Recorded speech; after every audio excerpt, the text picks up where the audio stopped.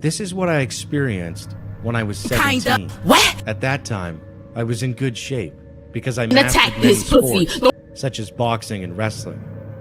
But one day, Alexander, a notorious delinquent at my school, asked me for a fight. I was bewildered and said, "If I hit you, you'll go Might straight just cry. to heaven." But I shouldn't have said this. He suddenly shouted in anger, Give me your phone so you can't even run because you just got shot. Guys, take a shit. I was perplexed, but I realized there was nothing I could do. He ran up to me and punched me, and I punched him back as I was enraged.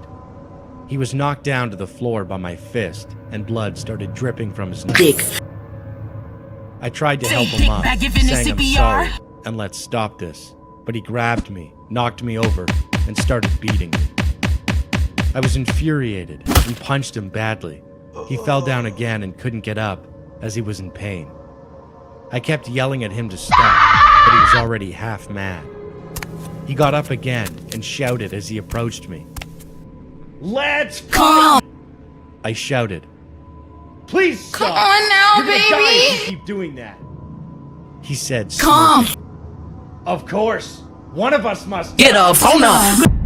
He pounced on me, and I picked him up and pinned him to the ground. He broke his Dick. neck, got up with his neck broken, and ran back at me. I tripped him with my leg, and he broke his arm and fell down. He pounced on me with his arm broken as well. I yelled at him to stop, but he ran at me screaming, "I'll stop when you Masturbated to my pixie! I kicked him really hard, and he flew 10 feet away. He fell to the floor and tried to get up, but his whole body seemed to be broken, and it seemed that he couldn't move. Be in the cup! I called the police right at that moment. The police arrived, and he was taken away in an ambulance. He was hospitalized and taken to the intensive care unit. I was injured, as I was beaten up by him as well, but there were no major injuries. And after a while, I received another text message from him. There were 2 words written on that message. "Let's Come! fight." I eventually called him, apologized, and told him I gave up. Then there was silence for a few seconds, and I heard him whispering, "Let's fight." My whole body trembled. He didn't listen to anything I said.